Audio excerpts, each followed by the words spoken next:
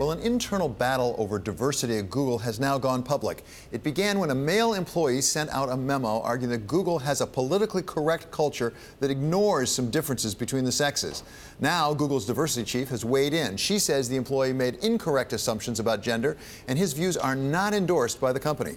The argument exposes women's prolonged struggle in obtaining jobs in the tech industry. Only a reported 26% of computer and mathematical jobs are held right now by women in the United States. So, Caroline, you're an expert on tech. You cover tech. You've covered this story, which has been developing in Silicon Valley. There's a real problem, isn't there, about gender equality in Silicon Valley? It rages on, whether it's also on ethnicity, but also gender. And just to add to that phenomenal statistic that only a quarter of the jobs are held by females, they're also underpaid.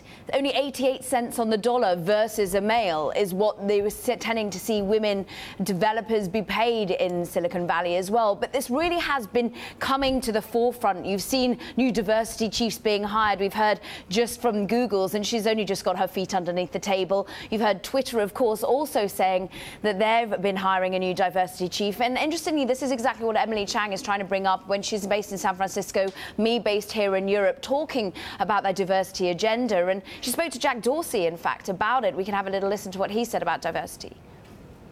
Our focus has really always been on inclusion first, and making sure that we're building an organization, an environment, and a company that people feel like they belong, and people feel like they can contribute to. David, is this something that you feel the East Coast is also talking about as well as the West Coast? Well, the East Coast has been talking about it for a while. The real question is, it's one thing to talk it, it's another thing to walk it. And that's been recurring, the problem, particularly as you go up through the C-suite. It's really been a challenge, as you say, on both gender and racial and ethnicity.